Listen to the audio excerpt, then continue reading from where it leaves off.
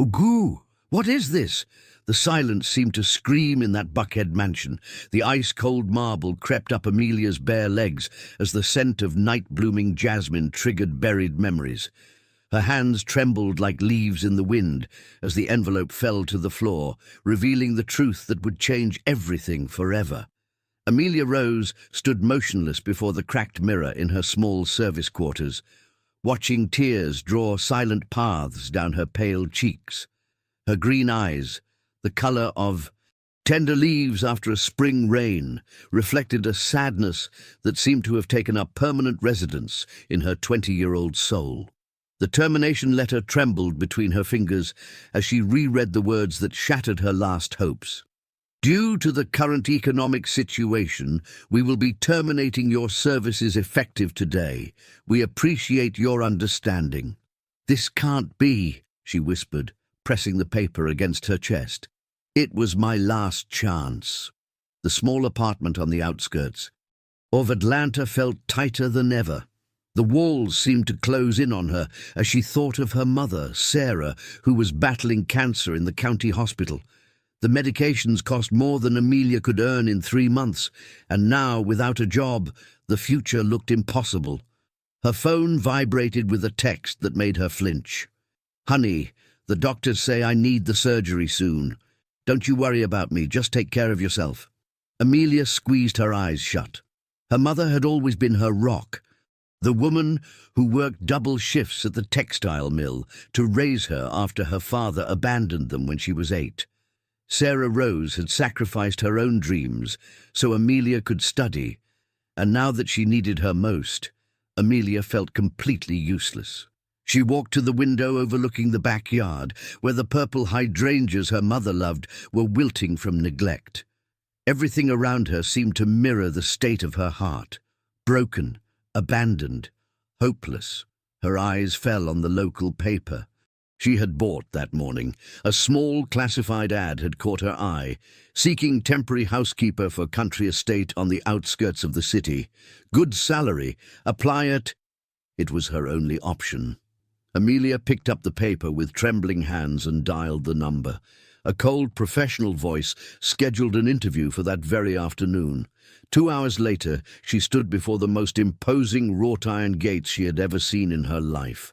The mansion rose like a palace amidst perfectly manicured gardens, with marble fountains and stone paths that seemed plucked from a fairy tale. "Amelia Rose," she introduced herself to the elegant woman who greeted her at the entrance. "I'm here about the job advertisement." "I am Eleanor Vance, the property manager," the woman replied, sizing her up from head to toe. "Mr. Sterling requires someone trustworthy. This is his retreat, and he often hosts important guests." Amelia nodded, trying to maintain her composure as her eyes scanned the high ceilings adorned with crystal chandeliers and walls covered in art that probably cost more than everything she had ever earned in her life. "Do you have experience with wealthy families?" Eleanor asked with a certain disdain. "I've worked in large homes before," Amelia lied, clutching her small handbag. "I'm very careful and discreet." The truth was, she had never been in a place so luxurious, but she needed this job desperately. Eleanor studied her for a few more seconds before sighing. "The salary is $4,000 a month, plus room and board. The job includes general cleaning, laundry, and serving when there are guests. Are you interested?" Amelia felt her heart leap. It was more money than she had ever made, enough for her mother's medications and then some. "Yes, Mom, I'm very interested." "Good, you can start tomorrow. I will assign you a room in the service wing. And remember," Eleanor looked at her intently, "Mr. Sterling highly values privacy and discretion. What you see and hear here stays here." That night, Amelia lay awake late, staring at the peeling ceiling of her small room. For the first time in weeks, she felt a ray of hope pierce the darkness in her heart. Maybe things were about to change. But what she didn't know was that fate had prepared much more than a simple job for her. In that Atlanta mansion, her life would intertwine with that of a man who would forever change the way she saw the world and love. Have you ever felt like you were on the edge of a cliff, clinging to the last sliver of hope. Tell us in the comments what city you're writing from. Give this a like if this story touches your heart, and subscribe to follow this emotional story of love and resilience. Ethan Sterling slammed his laptop shut with more force than necessary and massaged his temples, feeling the weight of his 30 years as if they were 100. His blue eyes, the color of the sky after a storm, reflected the exhaustion of someone who had shouldered oversized responsibilities from a young age. The office on the 30th floor of the corporate tower in Midtown Atlanta felt like a gilded cage. Through the panoramic windows, he could see the city stretching to the horizon, but he felt more disconnected from the real world than ever. "Mr. Sterling," his assistant's voice interrupted his thoughts. "Your father is on line 1. Ethan sighed deeply. Richard Sterling was a man of iron who had built his real estate empire from scratch, but had never learned to separate business from personal life. "Ethan, we need to talk about the Miami project." His father's authoritative voice boomed through the receiver. "The Japanese investors arrive on Friday, and everything must be perfect." "I've already reviewed all the contracts, Dad. Everything is in order." "I'm not just talking about the paperwork, son. I'm talking about the presentation. You need to be at the Atlanta house to receive them properly. No hotels. Eleanor already has everything prepared." Ethan knew this routine well. His father believed that showcasing wealth and power was essential to closing major deals. The family mansion was his favorite stage for impressing foreign partners. "All right, Dad, I'll go tomorrow. And Ethan, this time I don't want you bringing that girl of the month. We need to project seriousness and family stability." His father's words irritated him, but it wasn't the time to argue. His relationship with Victoria, a model from New York City, had ended 2 weeks ago in the coldest way possible, like all his previous relationships. It seemed he couldn't truly connect with anyone, as if there were an invisible barrier around his heart. The next day, Ethan drove his black BMW through the Atlanta streets toward the family mansion. The afternoon traffic gave him time to think, something he lately preferred to avoid. His thoughts always led him to the same place, the growing sense of emptiness inside him, despite having everything that was supposed to make him happy. The mansion rose before him as it always did, imposing and perfect. Eleanor greeted him at the entrance with her usual efficiency. "Welcome, Mr. Sterling. Your room is ready, and dinner will be served at 8. "Thanks, Eleanor. Is there anything new I should know?" "I hired a new temporary employee to help with the cleaning and service during your stay. She is very discreet and hard-working." Ethan nodded distractedly as he climbed the stairs to his room. The last thing he needed was to worry about new staff during such an important week. Amelia had arrived early that morning, and Eleanor had given her a quick tour of the mansion, explaining her responsibilities. The house was even more impressive on the inside than she had imagined. Imported marble, antique furniture that looked like works of art, and a library with books she would probably never have the chance to read. "Mr. Sterling will arrive this afternoon," Eleanor explained, as they walked down the main hall. "He is very particular about his privacy. You will clean the common areas in the mornings before he comes down for breakfast, and in the afternoons you will handle the laundry and prepare the service for dinner." Amelia nodded, memorizing every instruction. She couldn't afford to make any mistakes in this job. That afternoon, while arranging fresh flowers in the main foyer, she heard the sound of a car arriving. Her heart raced with nerves. It was the first time she would come face to face with her boss. From the ajar door of the living room, she saw a tall, elegant man hand the keys of a black BMW to one of the gardeners. He wore a perfectly tailored grey suit, and although she couldn't see his face completely, there was something in his posture that radiated authority and power. Ethan entered the house and headed straight for the stairs, but something made him pause. A subtle but distinct scent floated in the air. Jasmine mixed with something he couldn't identify, but which he found strangely comforting. His eyes scanned the foyer and stopped on the floral arrangement in the center. The white roses were perfectly arranged, but there were small details he hadn't seen before. Eucalyptus branches artfully interwoven, and tiny wildflowers that gave the arrangement a personal and warm touch. "Eleanor?" he called. "Yes, Mr. Sterling?" "The flower arrangement. It's different." Eleanor smiled slightly. "The new employee has a good eye for these things. I hoped you would like it." Ethan nodded and continued to his room, but he couldn't shake the feeling that something had changed in the house. It was subtle, but definitely different. That night, after a solitary dinner, he decided to take a walk through the gardens to clear his mind before the next day's meeting. The full moon illuminated the stone paths, and the cool night air carried the scent of jasmine growing near the main fountain. As he walked, he noticed a faint light coming from one of the windows in the service wing. Someone was awake at this hour. Out of curiosity, he moved a little closer and could see through the partially open window. A young woman was sitting at a small table, surrounded by books and papers. The light from a simple lamp illuminated her focused face as she wrote something in a notebook.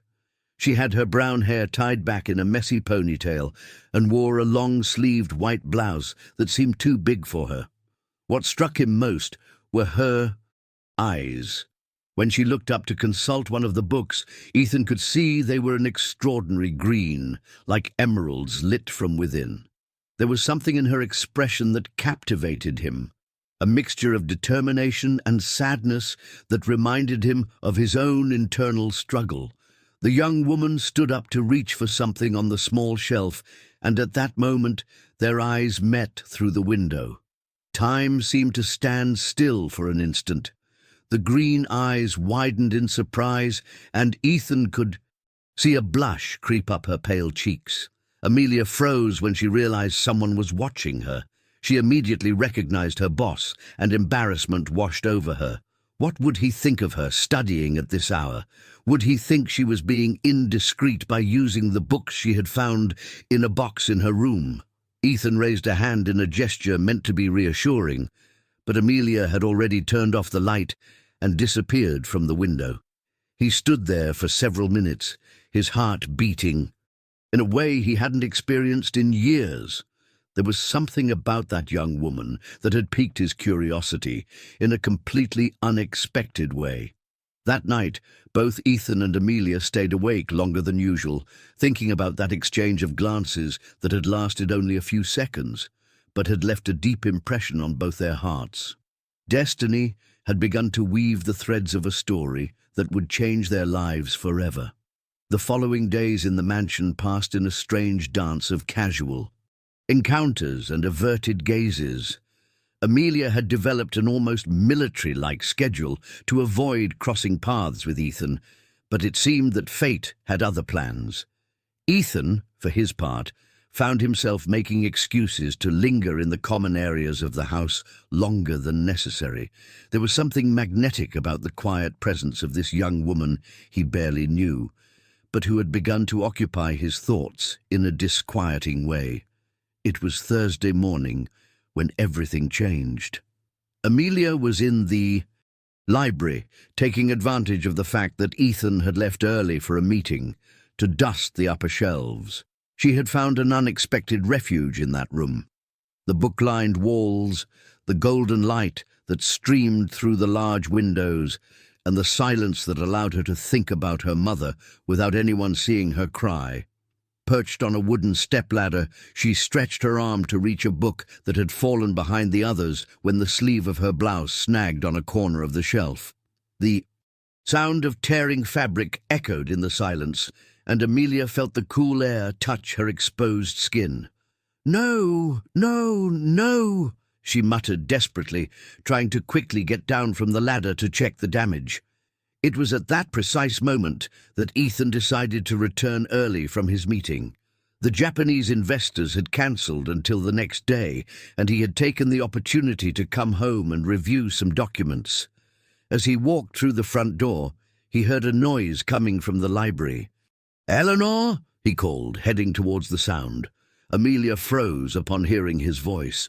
She was facing away from the door, desperately holding her left arm against her body, trying to hide what the torn sleeve had revealed. "Are you all right?" Ethan entered the library and saw the moved ladder and some books on the floor. "Did you hurt yourself?"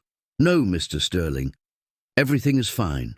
Amelia didn't turn around, keeping her arm pressed against her body. "I just dropped some books. I'll finish cleaning up and leave." But Ethan had already noticed the tension in her voice and the rigid posture of her body. He moved closer, and that's when he saw the marks. On Amelia's left arm, from her wrist to almost her elbow, was a series of scars that formed a deliberate pattern. They weren't cuts, but marks that looked as if they had been made with fire. In the center, barely visible but unmistakable, were the remnants of what was once a burn in the shape of a cross. Ethan felt as if he had been punched in the gut. His blue eyes filled with a mixture of horror and compassion he had never experienced before. "My God," he whispered, unable to contain himself. Amelia turned immediately, tears in her eyes and terror painted on her face. She knew there was no way to hide what he had seen now. "Please, don't say anything." Her voice broke. "I need this job. My mother is sick and—" "Who did this to you?" Ethan stepped closer, and for the first time in years, he felt a genuine, protective rage for someone he barely knew. Amelia backed away until her back hit the bookshelves. Tears streamed freely down her cheeks as she hugged her wounded arm against her chest. "It was a long time ago," she murmured. "I was 15. My father, he believed in very strict discipline. He said I was a sinner, that I needed to purify my soul." Ethan felt the world stop around him. The image of this green-eyed young woman being hurt by her own father provoked an anger he didn't know he could feel. "Your father did that?" His voice came out hoarser than he intended. Amelia nodded, unable to speak. The memories transported her to that terrible night when she was 15, when she was discovered reading books her father considered inappropriate for a decent young lady. The punishment had been swift and brutal, burn marks that, according to him, would help her remember her place in the world. "That's why I left home at 16, she continued in a trembling voice. "My mother tried to protect me, but he was too strong. When I finally escaped, I swore I would never let anyone hurt me like that again." Ethan immediately took off his jacket and offered it to her to cover her arm. "Put this on." His voice was gentle but firm. "And come, sit here." He pointed to one of the leather armchairs in the library. Amelia hesitated for a moment, but something in Ethan's gaze conveyed a security she hadn't felt in years. "Why do you stay in jobs where you have to wear long sleeves?" Ethan sat in the armchair opposite her, maintaining a respectful distance. "It must be very uncomfortable in the heat." "Because no one hires me if they see the marks." Amelia wiped her tears with the back of her hand. "They think I'm dangerous, or that I bring trouble. I've lost 3 jobs because someone saw them and decided I wasn't the type of person they wanted in their house." "That's ridiculous. You're the victim, not the culprit." Amelia looked at him, surprised. In his blue eyes there was no disgust or pity, but a genuine indignation for the injustice she had suffered. "Most people don't see it that way, Mr. Sterling. To them, the marks mean I must have done something bad to deserve them." Ethan leaned forward, his elbows on his knees. "Can I ask you something? The books you were reading the other night, were they from the box in your room?" Amelia nodded, blushing slightly. "I found them there when I arrived. Eleanor told me I could use whatever I needed. I hope it's not wrong that—" "It's not wrong at all. Those books belonged to my mother. I put them there years ago after she passed away. I hadn't been able to look at them again until now." It was Amelia's turn to be surprised. In Ethan's voice, a deep sadness had appeared that she recognized immediately, for it was similar to her own. "What are you studying?" he asked. "Education." Amelia adjusted the jacket around her shoulders. "I always wanted to be a teacher, but when my Father marked me I had to drop out of school. Now I'm trying to study on my own so I can take the GED exam. Maybe one day I can go to college." Ethan watched her in silence for a moment. There was something extraordinary about this young woman who had suffered so much and still kept her dreams alive. Her determination reminded him of his mother, who had also fought against adversity to build something better. "You know what?" Ethan stood up and walked to one of the shelves. "My mother was a teacher before she married my father. She always said that education was the one thing no one could ever take from you once you had it." He pulled out a thick book and handed it to Amelia. This was her favorite book on pedagogy. "Maybe it can help you." Amelia took the book with trembling hands. On the inside cover, in elegant handwriting, was written, "For Ethan, with all my love. May you always remember that knowledge is power, but compassion is wisdom. Mom, I can't accept this. It's too valuable to you. Please, take it. My mother would have wanted someone who truly appreciates it to have it. Besides," Ethan smiled for the first time since he had arrived at the house, "I have a feeling she would have been your #1 fan." That moment of connection was interrupted by Eleanor's voice, calling them from the hallway. "Mr. Sterling, the Japanese investors just confirmed they will arrive in an hour." Ethan glanced at his watch and realized they had been talking for over 2 hours without noticing. "Amelia," he looked directly into her eyes, "what you told me today stays between us. And I want you to know that as long as you work here, no one will judge you for your past. The only marks that matter are the ones we carry in our hearts." As he headed for the door, he turned one last time. "And please don't feel obligated to wear long sleeves on my account. This heat must be unbearable." Amelia was left alone in the library, holding Ethan's mother's book against her. A chest. For the first time in 5 years, someone had seen her scars and hadn't run away. More than that, he had shown a compassion she thought didn't exist in the world. Have you ever met someone who completely changed your perspective on life in a single conversation? The story of Ethan and Amelia is just beginning. Give this a like if you feel that sometimes we all need someone who sees beyond our scars, and let us know in the comments what city you're writing from. The following weeks brought a subtle but profound shift in the dynamics of the mansion. Amelia had started wearing short-sleeved blouses, and though at first she felt exposed and vulnerable, she gradually regained a freedom she had forgotten. Ethan, for his part, had discovered a new routine. He came down earlier for breakfast each morning, hoping to run into Amelia as she arranged the flowers or set the table. Their conversation started out brief and cordial, but gradually deepened into more personal territory. One Tuesday morning, Ethan found Amelia in the garden, cutting roses for the dining room arrangement.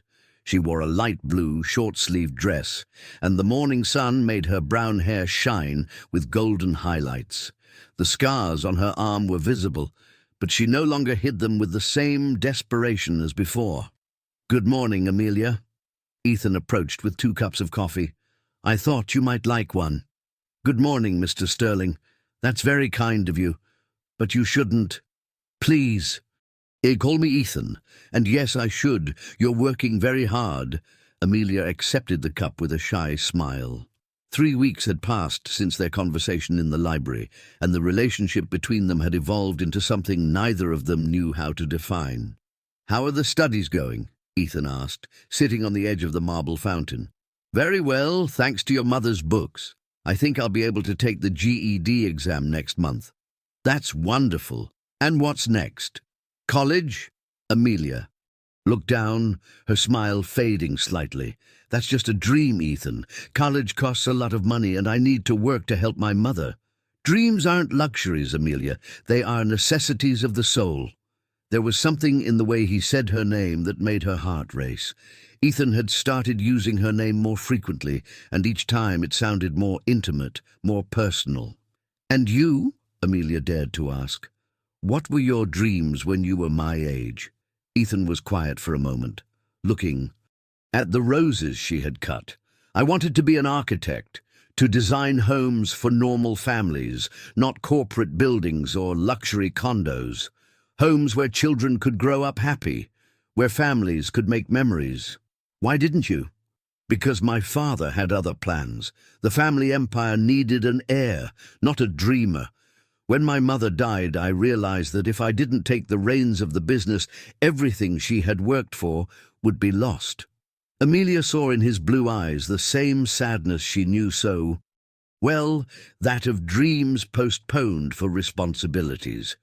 You know what my mother once told me? Amelia sat beside him on the edge of the fountain. She said that dreams are like seeds. They can be buried for a long time, but if the conditions are right, they eventually find a way to grow. Ethan looked at her with an intensity that made her blush. You are very wise for someone who is only 20.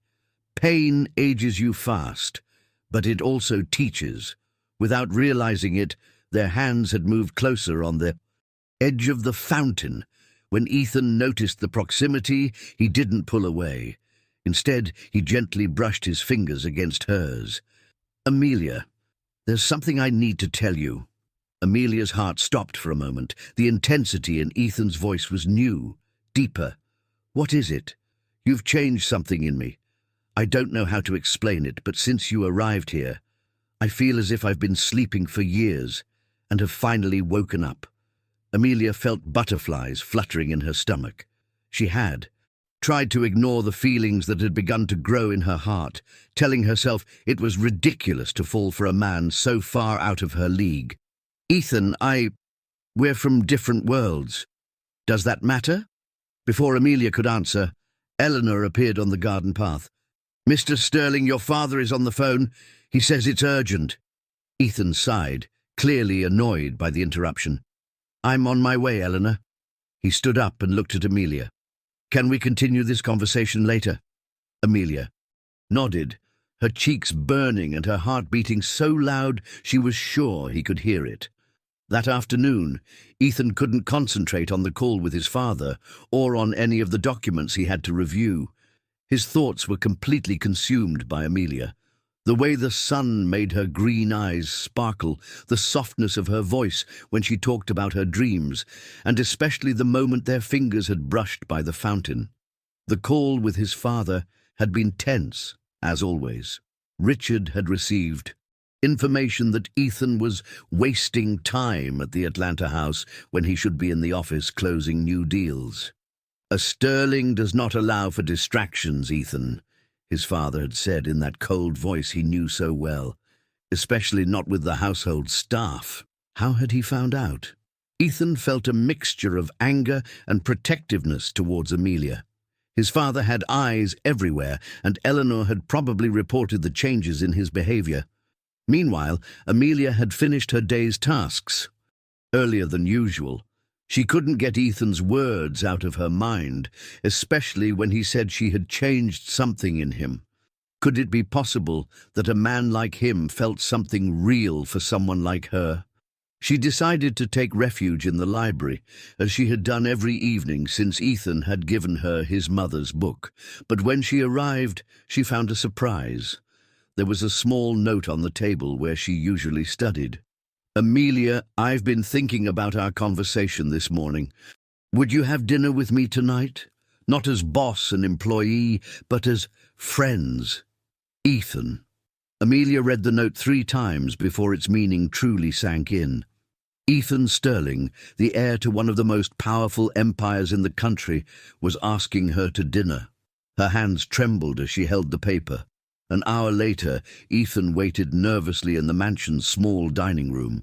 He had asked Eleanor to prepare something special, but informal. He didn't want Amelia to feel intimidated by the formality that usually surrounded dinners in that house. When Amelia appeared at the door, Ethan felt his breath catch. She wore a simple green dress that highlighted her eyes, and she had left her hair down for the first time since he'd known her. She looked beautiful, but more than that, she looked free. You look beautiful, he said, standing up to pull out her chair. Thank you, Amelia blushed. This is the only nice dress I own. It's perfect. The dinner began with a slight tension, both aware that they were crossing an invisible line that separated their worlds. But gradually, the conversation flowed naturally to more personal topics. "Can I ask you something I've always been curious about?" Ethan poured more wine into Amelia's glass. "Of course. The first day I saw you through the window, you were writing something. What was it?" Amelia looked down, nervously fidgeting with her napkin. "Letters to my mother. I write to her every day, even though she can't read. Then because she's too weak, but it helps me feel like I'm close to her. Can I know more about her illness?" Amelia took a deep breath before answering. "Pancreatic cancer. The doctor said she might have 6 months, but that was 4 months ago. Every day she's alive is a gift." Ethan felt a lump in his throat. Amelia's strength constantly amazed him. "Is that why you work so hard? To pay for the treatment?" "The pain medication is very expensive. I want her to be comfortable, not to suffer. It's the least I can do after everything she sacrificed for me. You're incredible, you know that?" Ethan leaned forward. "The way you take care of everything, how you keep your dreams alive despite all you've been through. It's extraordinary." "I'm not extraordinary, Ethan. I'm just doing what I have to do." "That's exactly what makes you extraordinary." Their eyes met across the table, and in that moment they both felt that something fundamental had changed between them. They were no longer boss and employee or even just friends. There was something deeper, more real. "Amelia, there's something else I need to tell you." Ethan took her hand across the table. "My father knows about us, about the time we've been spending together." Amelia felt her stomach sink. "Do you think he's going to fire me?" "I won't let him, but you need to know that he doesn't approve of this. And you." Amelia looked him straight in the eye. "What do you want?" Ethan rose from his chair and walked over to her. He gently helped her to her feet, keeping their hands intertwined. "I want to get to know you better. I want to know everything about you, your dreams, your fears, your hopes. I want to be a part of your life, Amelia, if you'll let me." Amelia's heart was beating so fast, she was sure he could hear it. "Ethan, your world and mine are completely different. Your father is right to be worried. My world feels empty without you." Ethan lifted his free hand to gently caress her cheek. "And your world? Well, I'd like to help you rebuild it if you'll let me." Amelia closed her eyes, feeling the touch of his hand on her face. She had never experienced such pure, genuine tenderness. "I'm scared," she whispered. "Of what?" "That this is a dream.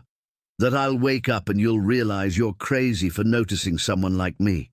Ethan moved closer until their foreheads almost touched. "Do you know what my biggest fear is?" His voice was barely a whisper. "That you'll realize you can do much better than a man who's been asleep for years until you came along to wake him up." Amelia opened her eyes and found herself lost in the intensity of his blue gaze. "Ethan, can I kiss you, Amelia?" The question was asked with such tenderness, with so much respect, that Amelia felt her heart melt completely. "Yes," she murmured. The kiss was soft at first, almost timid, as if they were both holding back years of loneliness and pain. But it gradually deepened, becoming a silent promise of something greater than themselves. When they finally separated, Amelia had tears in her eyes. "Are you okay?" Ethan asked, immediately concerned. "It's the first time anyone has kissed me with love." Amelia smiled through her tears. "It's the first time I felt worthy of being loved." Ethan hugged her against his chest, feeling a fierce protectiveness for this extraordinary woman who had come to completely change his life. Amelia rose. He murmured against her, "Aher, you are the most worthy woman of love I have ever met in my life." That night, they both slept better than they had in years, each feeling they had finally found the person who made everything make sense. But neither of them knew that Richard Sterling was already making plans to separate his son from the distraction that threatened to ruin the future of the Sterling family. The following days were the happiest Amelia had ever experienced. Ethan had started working from the mansion, which gave them more opportunities to be together. In the mornings, they had breakfast in the garden. In the afternoons, he helped her with her studies, and at night, they had dinner together in the small dining room, talking for hours about everything and nothing. Amelia had blossomed under Ethan's attention and affection. Her green eyes shone with a new light, and she had begun to laugh with a freedom she had never known. Ethan, for his part, had discovered a version of himself he didn't know. Existed. More relaxed, more genuine, more human. It was Friday afternoon when everything fell apart. Amelia was in the kitchen helping prepare dinner when she heard the sound of several cars arriving at the mansion. Through the window she saw a convoy of black vehicles parking in front of the main entrance. Her heart quickened with a premonition she couldn't explain. Minutes later, Eleanor entered the kitchen with a grave expression. "Amelia, Mr. Sterling Sr. has just arrived with several important guests. There will be a formal dinner tonight. I need you to retire to your room and not come out until tomorrow morning." "Why? Did I do something wrong?" "No, child. It's just, it will be better this way." But Amelia had already heard the voices coming from the main hall. One of them, authoritative and cold, sent a chill down her spine. Ethan was in his office when he heard the commotion at the entrance. Peeking out the window, he saw his father's black Bentley and felt his stomach sink. Richard never arrived unannounced, especially not with an entourage. He rushed downstairs and found his father in the main hall, accompanied by 3 men in expensive suits, whom Ethan recognized as important partners of the company. "Ethan!" Richard stood up with that cold smile he reserved for business. "Good to see you're here. We have some urgent matters to discuss." "Dad, you didn't tell me you were coming." "Important business can't wait for scheduled appointments, son." "Gentlemen, this is my son Ethan, of whom I've spoken."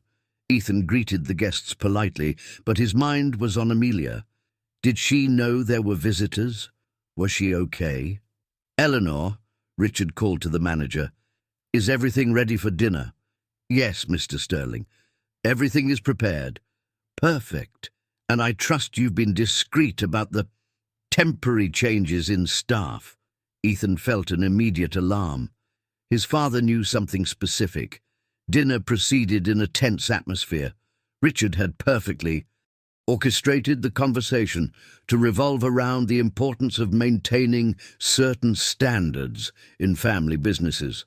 The guests, clearly complicit in the plan, reinforced each point with comments about reputation and public image. "A Sterling must always think of the family legacy," one of the partners said. "One wrong personal decision can ruin decades of hard work." "Exactly." Richard looked directly at Ethan. "That's why it's crucial that we know how to distinguish between temporary amusements and real commitments." Ethan clenched his fists under the table. He knew exactly what his father was talking about. After dinner, when the guests had retired to their rooms, Richard asked to speak with Ethan alone in the library. "Sit down, Ethan. We need to have a very serious conversation." Ethan remained standing, defiant. "If this is about Amelia..." "Ah, so you admit there is something to discuss about that girl." "Amelia is an extraordinary woman, Dad. She's intelligent, hard-working, and she's a housekeeper with a troubled past," Richard exploded. "Do you know what I found out about her, Ethan? Do you really know who she is?" Ethan felt a chill of fear. "What are you talking about?" Richard pulled a thick folder from his briefcase and threw it on the table. Amelia Rose, age 20. Father, Jonah Rose, former preacher of a radical religious sect that was investigated for child abuse. Mother, Sarah Rose, former member of the same sect, currently committed to St. Jude's Psychiatric Hospital. Ethan felt the world stop spinning. That can't be true. The marks on her arm aren't from domestic abuse, Ethan. They are ritual marks from that sect. Amelia Rose was raised in a religious cult that was investigated by the FBI for child abuse, money laundering, and fraud. You're lying. The documents are right there. You can review them. Her father is in prison for aggravated child abuse. Her mother was declared mentally incompetent after she tried to burn 3 children alive in a purification ritual. Ethan picked up the documents with trembling hands. The police reports, the newspaper articles, the photographs. It was all there. Son, Richard placed a hand on his shoulder. I understand you were drawn to her. She's a pretty, seemingly helpless little thing. But think about what this would mean for our family, for our businesses. What would our partners say if they knew the sterling heir was involved with someone with that kind of past? Ethan collapsed into a chair, the documents scattered in his hands. She lied to me, he murmured. Everything she told me about her past was a lie. She manipulated you, Ethan. It's what people like her do. They make you feel sorry for them, make you believe you're saving them, when in reality they're trying to take advantage of you. Where is she now? In her room, I assume. Eleanor was instructed to keep her away during the visit. Ethan stood up abruptly. I need to talk to her. I need to hear her side of the story. Ethan, no. Let me handle this. Tomorrow morning she will be transferred to another property, far from here. We'll give her a generous compensation and... You're going to fire her? I'm going to protect my family. And you, even if you're too naive to realize it. Ethan left the library, his mind a whirlwind. The documents had been clear. Amelia had lied about everything. Her father wasn't an abusive religious man, but the leader of a dangerous sect. Her mother didn't have cancer, but severe mental health issues. And the marks on her arm weren't scars from abuse, but voluntary ritual symbols. How could he have been so naive? How could he have fallen for someone who had lied to him so blatantly? Meanwhile, Amelia was in her room, unable to sleep. She had heard snippets of conversation, heavy footsteps in the hallways, and had a horrible feeling that something terrible was about to happen. Around midnight, she heard a soft knock on her door. Ethan? She asked hopefully. It's me. Ethan's voice sounded strange, cold. Amelia opened the door and immediately noticed something was terribly wrong. Ethan's blue eyes, which had always looked at her with tenderness, were now filled with a coldness that took her breath away. We need to talk, he said, entering the room without waiting for an invitation. What's wrong? Is it because of your father? I can leave if that's what... What's your father's name, Amelia? The question caught her completely off. God. My father? Why? Answer the question. Amelia felt panic grip her. The coldness in Ethan's voice was terrifying. Jonah rose, she murmured. And what did he do? Amelia closed her eyes, knowing the moment she had dreaded had arrived. He was a preacher. What kind? Ethan, please, let me explain. What kind? Ethan shouted for the first time since she'd known him. Amelia started to cry.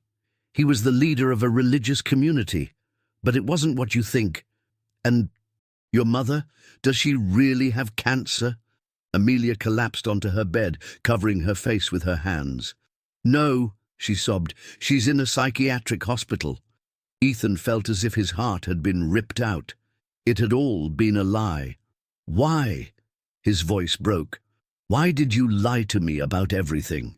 Amelia looked at him through her tears, and in her green eyes, Ethan saw pure desperation. Because I knew if I told you the truth, you would fire me immediately. No one gives me a job when they know. Where I come from, no one gives me a chance.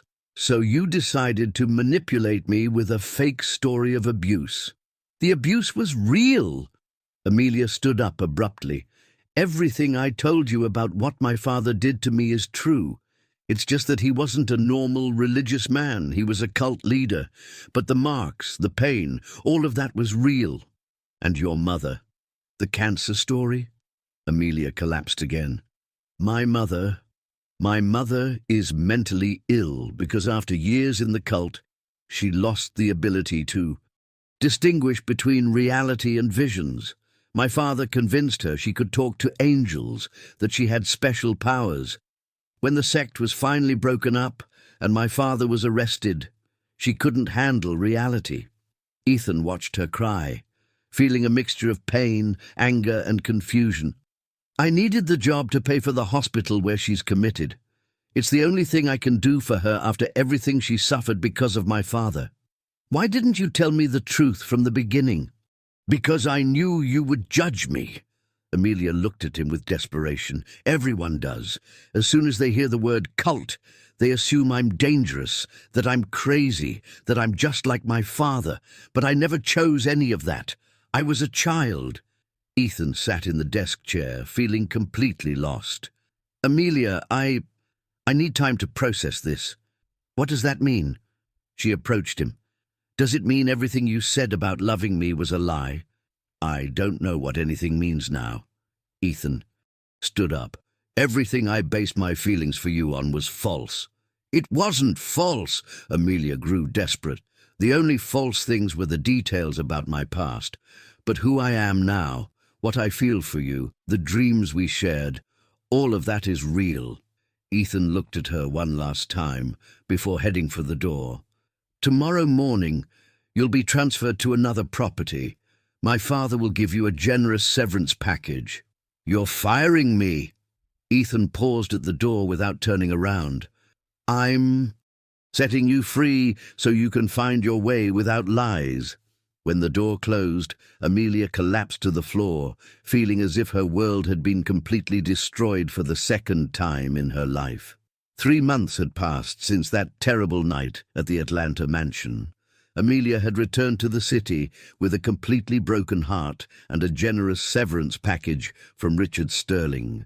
With that money, she had been able to afford better treatment for her mother and find a small apartment near the hospital. Sarah Rose had begun to show signs of improvement with the new medication. Although good days and bad days alternated, Amelia had finally been able to have real conversations with the woman she loved so much. Her mother had managed to understand, in her moments of lucidity, that her daughter had grown into a strong and brave woman. Amelia had found a job at a small elementary school as a teacher's assistant. The principal, an older man named Mr. Davison, had seen beyond her past. When she told him the full truth about her family history, what matters isn't where you come from, but where you're going, he had told her.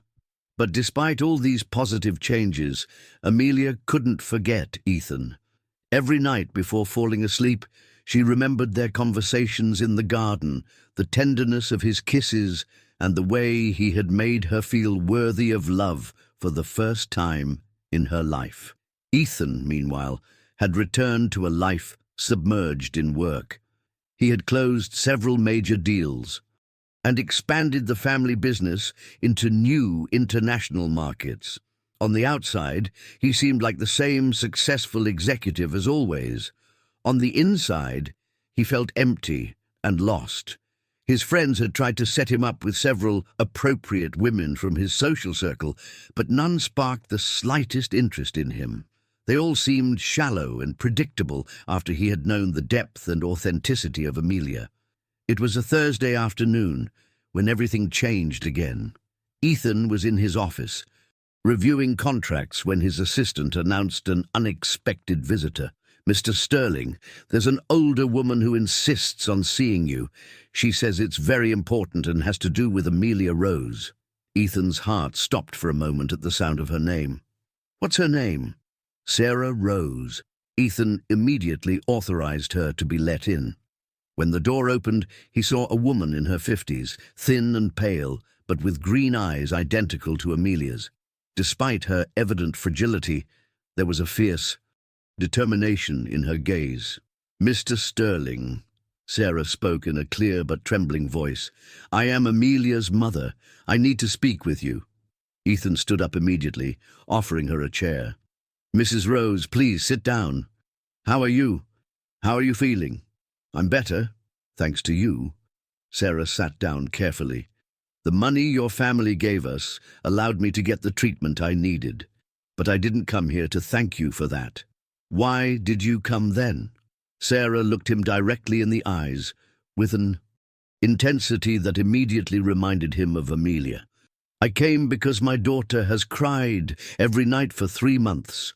I came because the brave, hopeful woman you helped to blossom is withering again. And I came because I believe you are suffering too." Ethan felt a lump in his throat. "Mrs. Rose, the circumstances—" "What circumstances? That my daughter comes from a troubled family? That she made the mistake of lying to you out of fear?" Sarah leaned forward. "Mr. Sterling, do you know what it means to grow up in a religious cult?" Ethan shook his head.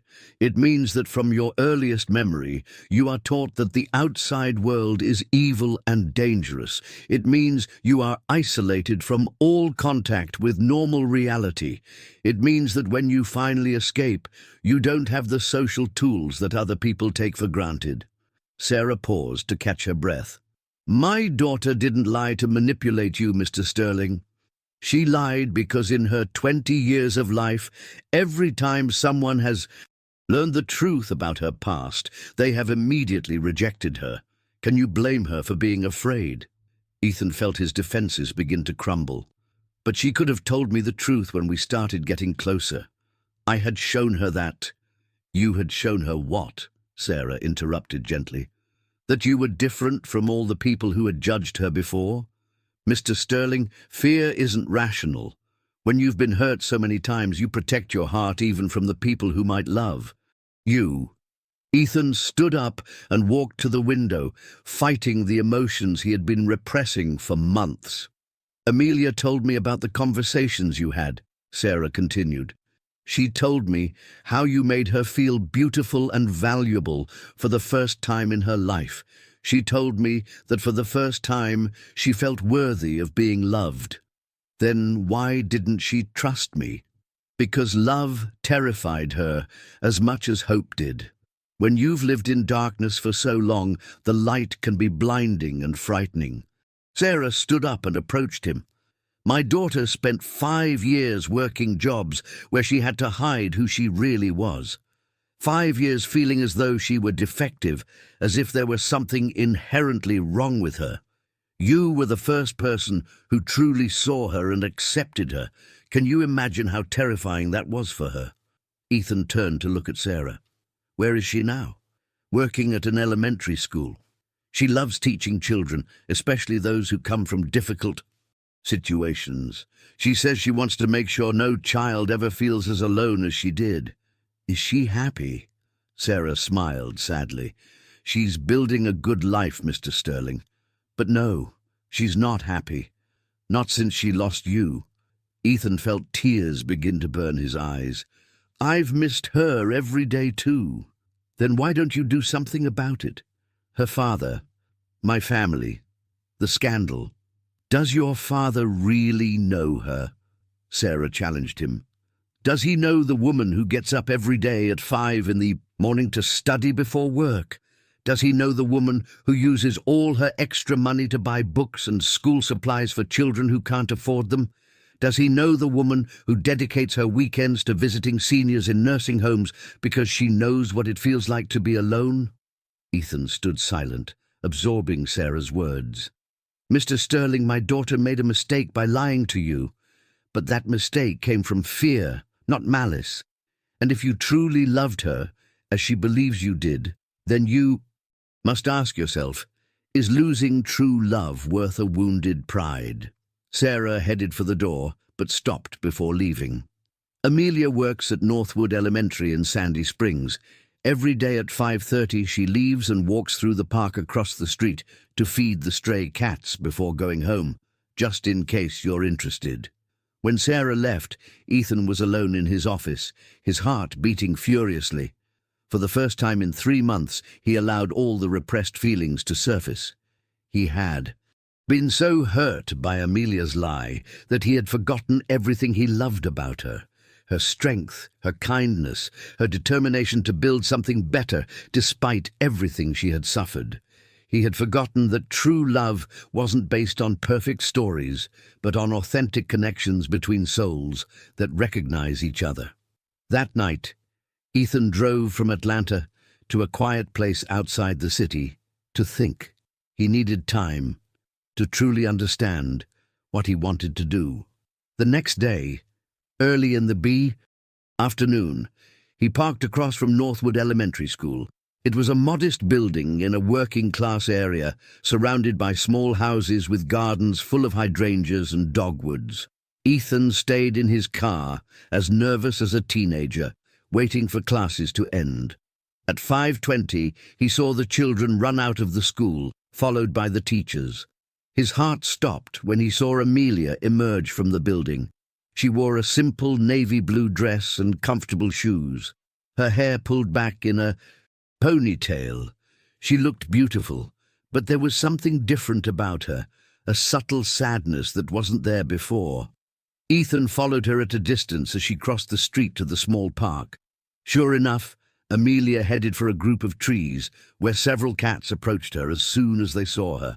She pulled a bag of kibble from her backpack and began to feed them, speaking to them softly as she did. "Hello, Cinnamon," she said to an orange tabby. "How are your babies today? And you, Shadow? You look better. The medicine for your ear must be working." Ethan realized she knew each cat by name and had clearly been caring for them for a long time. It was exactly the kind of thing Amelia would do, care for those who had no one else. When she finished feeding the cats, Ethan gathered all his courage and approached. "Amelia?" She turned sharply, and when she saw him, her face went through a series of emotions: surprise, joy, pain, and finally, caution. "Ethan," her voice came out, as a whisper. "What are you doing here?" "I came to find you." Amelia stood still, hugging her backpack to her chest like a shield. "Why?" Ethan approached slowly, as if she were a frightened animal that might bolt at any moment. "Because I've been an idiot. Because these 3 months without you have been the most miserable of my life. And because your mother came to see me yesterday." Amelia's eyes widened in surprise. "My mother went to see you, but how did she get to your office?" "She took a bus. Apparently she decided it was time someone knocked some sense into both of us." Despite everything, Amelia smiled slightly. "That sounds like something my mother would do on one of her good days." "Amelia, I need to apologize." Ethan moved closer. "Not for being hurt by the lies, but for not trying to understand why you lied. Your mother helped me realize that I never put myself in your shoes." Amelia felt tears begin to well up in her eyes. "Ethan, let me finish." Please," he interrupted gently. "I've spent these months trying to convince myself that what I felt for you wasn't real, that it was based on lies. But it wasn't true. I fell in love with your kindness, your strength, the way you light up any room you're in. I fell in love with how you care for these cats, how you worry about the children at your school, how you keep fighting for your dreams despite everything." Tears were now streaming freely down Amelia's cheeks. "But I lied about everything. You lied about your past, not about who you are." Ethan took her hands. "And your past doesn't define you, Amelia. What defines you is what you've done with your life in spite of it." "Your father was right." Amelia tried to pull away. "I'm a scandal waiting to happen. If you're with me, there will always be someone who brings up my past." "Let them." Ethan drew her closer. "My father built his empire worrying about what others thought. I want to build my life worrying about what I feel. And what do you feel?" Ethan caressed her cheeks, wiping away her tears. "I feel that without you, I'm incomplete. I feel that with you, I'm the best version of myself. And I feel that if I don't tell you I love you right now, I might explode." Amelia was breathless. "You love me? Even after everything?" "I love you especially after everything. Because now I know the whole truth, and still, there's no place in the world I'd rather be than right here with you." "Ethan, I love you too." Amelia finally allowed herself to touch him, placing her hands on his chest. "I've loved you since that first day in the library, and I kept loving you even when I thought I had lost you forever. You haven't lost me, and you're not going to. Unless—" Ethan grew nervous. "Unless you don't want to try again with me." Instead of answering with words, Amelia stood on her toes and kissed him. It was a kiss filled with months of pain, of forgiveness, of renewed hope. When they separated, they were both crying. "I have a proposal for you." Ethan hugged her. "I've been thinking about selling my share of the family business. I have enough money saved to start my own architectural firm, like I always wanted. We could start over together, building something that's ours." "You would do that? You would leave everything for me?" "It wouldn't be for you. It would be for us. For the life we could build together." Amelia looked at him with disbelief and admiration. "And your family?" "My family. We'll have to accept that I'm a grown man capable of making my own decisions, and if they can't, then I'll have to build my own family with you." Amelia was silent for a moment, processing everything Ethan had told her. "I have to tell you something else," she finally spoke. "I've decided to finish my degree and become a teacher. The principal at the school says he'll help me get a scholarship for college." "That's incredible, Amelia. You'll be an extraordinary teacher. You don't mind that I don't have any money, that I can't contribute financially at first?" Ethan took her face in his hands and looked directly into her eyes. "Amelia Rose, you don't bring me money. You bring me life. You bring me purpose, joy, true love. You are the greatest wealth I could ever ask for." That night, they had dinner at a small local restaurant where Amelia had taken Ethan. It was a simple place, filled with families and workers, very different from the elegant restaurants he was used to. But as he watched Amelia interact with the waitress, asking about her sick daughter, and as he saw other customers greet her warmly, Ethan realized this was what he had been searching for his whole life: authenticity, community, real love. "You know what?" Ethan took her hand across the small table. "This is the most elegant place I've ever had dinner." "Are you making fun of me?" Amelia laughed. "Not at all.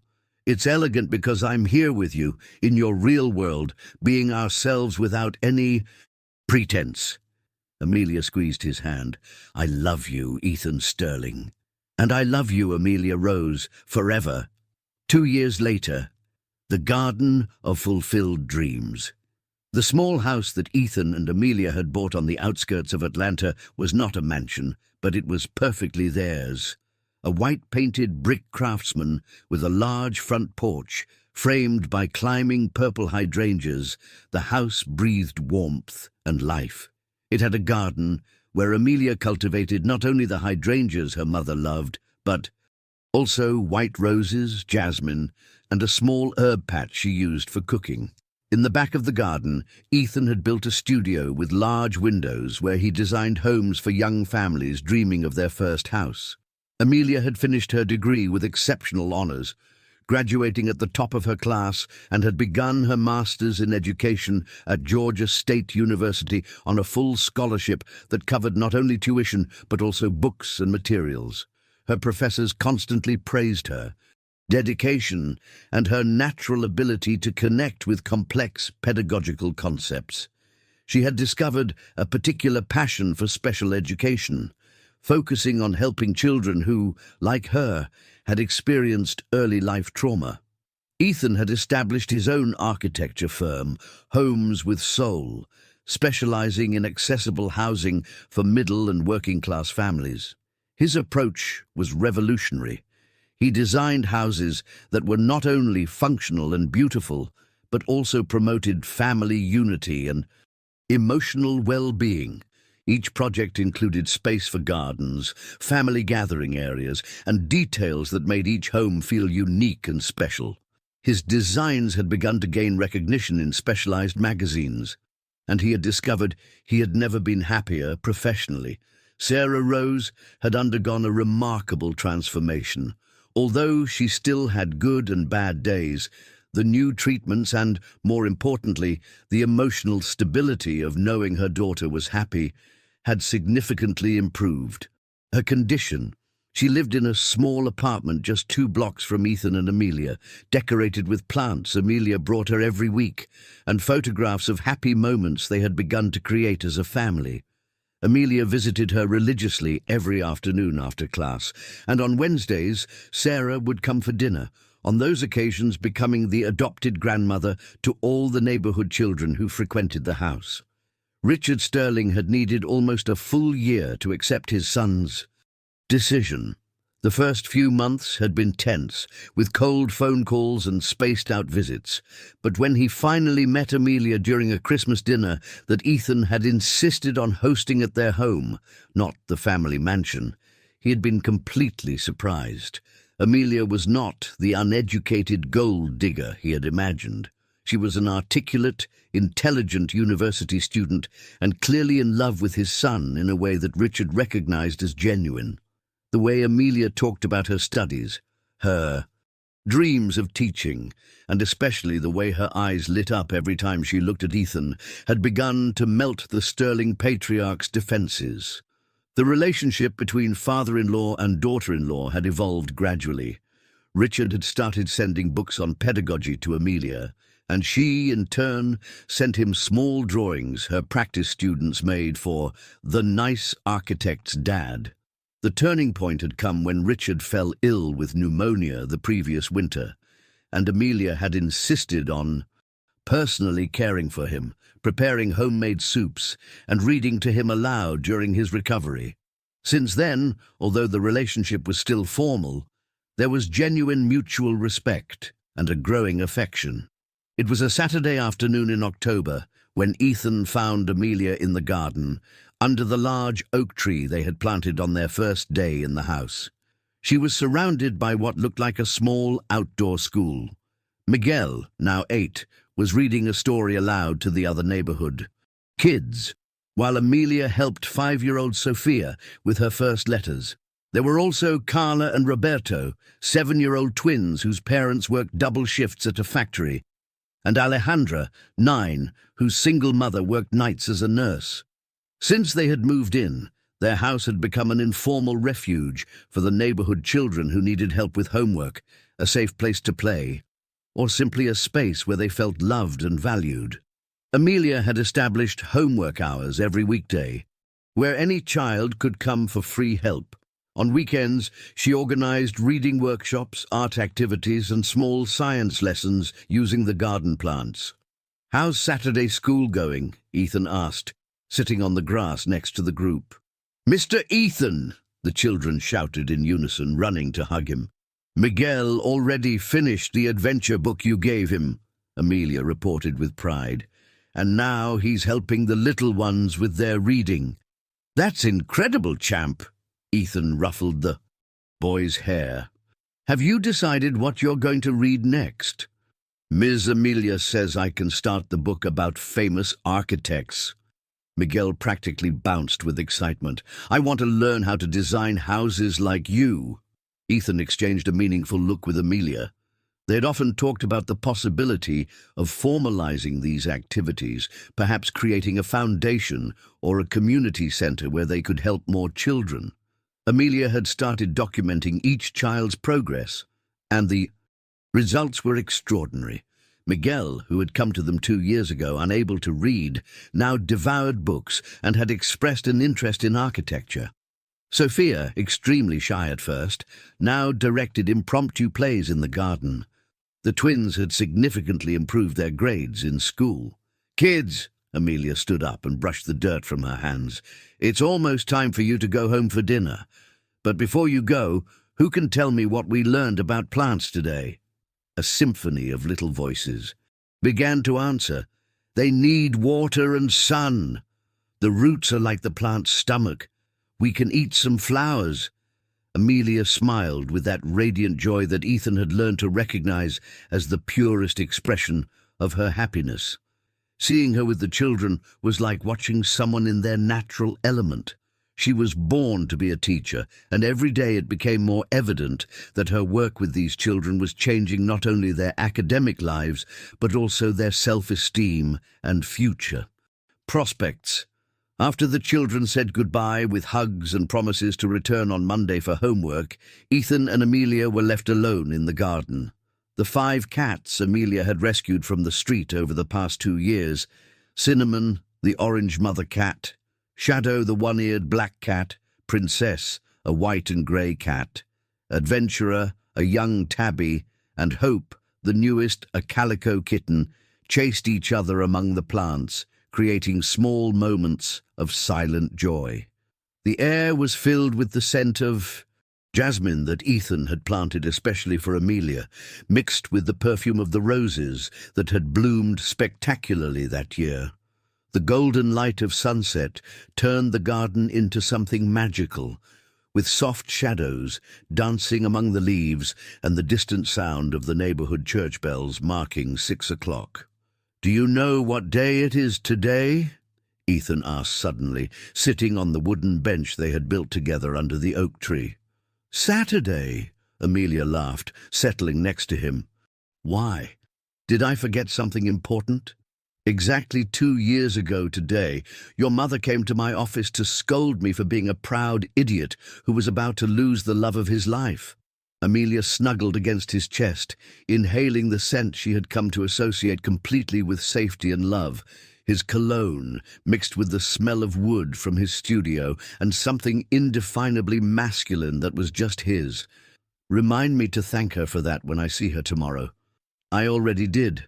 I bought her a bouquet of white daisies last Friday, her favorites, and I told her that thanks to her courage in getting on that bus and confronting a Sterling in his own office, I have the happiest life I could have ever imagined." Amelia lifted her head to look at him, with those green eyes that still completely disarmed him every time they looked at him with so much love. "Did you really tell her that?" "I really did. I also told her she's invited to dinner on Sunday to celebrate our reconnection. Anniversary, as she called it." They were silent for a moment, simply enjoying being together in their little paradise. Ethan had learned to value these moments of quiet peace as much as the deep conversations or moments of passion. There was something profoundly healing in simply existing alongside Amelia, feeling the synchronized rhythm of their breaths and the warmth of her body against his. In the last 2 years, Ethan had discovered facets of himself he didn't know existed. He had become more patient, more empathetic, more connected to the needs of others. Amelia had softened him without weakening him, humanized him without taking away his determination. Under her influence, he had learned to find joy in simple things. The shared morning coffee in silence, the afternoons helping kids with homework, the nights reading together on the sofa, each with their own book, but their bare feet touching. Amelia, for her part, had blossomed in ways she herself had not imagined possible. The frightened, reserved woman who had arrived at the mansion 2 years ago had transformed into someone self-assured, radiant, and full of purpose. She had learned not only to accept love, but to give herself permission to be happy without guilt. The scars on her arm were still there, but now she wore them as reminders of her strength, not her pain. "Amelia," Ethan finally spoke, in a tone she immediately recognized as the one he used when he had something important to say.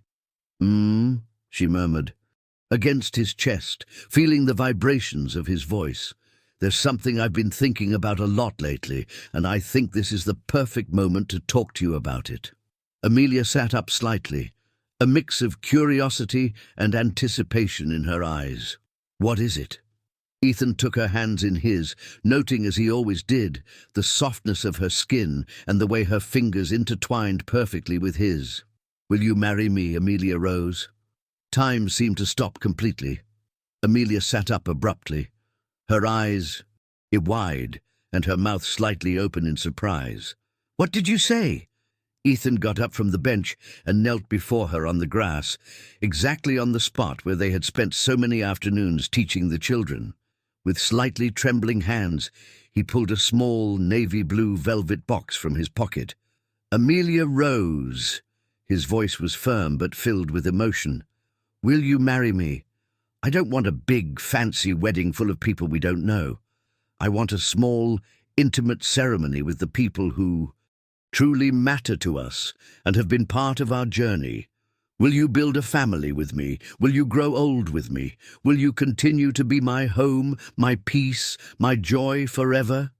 Amelia covered her mouth with her hands, tears of happiness beginning to stream down her cheeks like small rivers of pure joy. "Yes," she murmured through her fingers. "Yes, yes, 1,000 times yes." When Ethan opened the box, Amelia let out a gasp of astonishment. The ring was simple but absolutely perfect, a classic cut. Emerald surrounded by tiny diamonds that caught the sunset light and fragmented it into small rainbows. The band was white gold, elegant and timeless. "An emerald?" Amelia extended her left hand, trembling slightly with emotion. "Because your eyes were the first thing that made me fall in love with you." Ethan slipped the ring onto her ring finger, where it fit perfectly, as if it had been made just for her. "I wanted that every time you look at it, you remember not only how beautiful you are on the outside, but how extraordinary you are on the inside." Amelia admired the ring for a moment before throwing herself into Ethan's arms. He lifted her off the ground and spun her around amidst laughter and happy tears. The garden cats ran to investigate the commotion, and Cinnamon meowed as if giving her approval. "How long have you had the ring?" Amelia asked when Ethan finally set her down. "For 3 months. I've been carrying it with me, waiting for the perfect moment. But today, watching your eyes shine as you taught the children, I realized that any moment with you is perfect." That night, after first calling Sarah, who cried with happiness and immediately began planning a celebration, and then Richard, who surprised everyone by offering to pay for the wedding reception, Ethan and Amelia sat in their small living room with a bottle of cheap wine and hearts full of dreams for the future. The room perfectly reflected their life together. Simple but comfortable furniture, shelves filled with books on education and architecture, plants on every available surface, and photographs documenting their growth as a couple. There were pictures of their first dinners together, of Amelia graduating, of Ethan with the neighborhood kids, of Sarah on her good days, and even a shy photo of Richard smiling during the previous year's Christmas dinner. "You know what I want for our wedding?" Amelia said, curled up on the sofa with her legs tucked under her, admiring how her engagement ring caught the lamplight. "Tell me everything you dream of." Ethan settled in to face her, with that complete attention he gave her when she talked about things important to her. "I want it to be here, in our garden, under the oak tree we planted. I want Miguel to be our ring bearer, and for Sophia and the twins to be our flower girls and page boys. I want your father and my mother to walk down the aisle together, showing that broken families can heal and that love can unite different worlds. I want to wear my grandmother's wedding dress, which my mother saved all these years. And I want that after the ceremony we plant a new tree together, something that will grow with our marriage and that one day our children can swing from." Ethan listened with a smile that grew larger with every word. "All of that sounds absolutely perfect. What else?" "I want the reception to be simple, maybe with tables under the string lights you hung up last year. I want Mr. Davison, who gave me my first real chance, to officiate the ceremony. And I want that instead of expensive gifts, we ask our guests to donate books for the library we want to create for the neighborhood children." "Amelia," Ethan took her face in his hands, "every idea you have makes me fall more in love with you. You are perfect. And what do you want for our wedding?" Ethan was quiet for a moment, organizing his thoughts.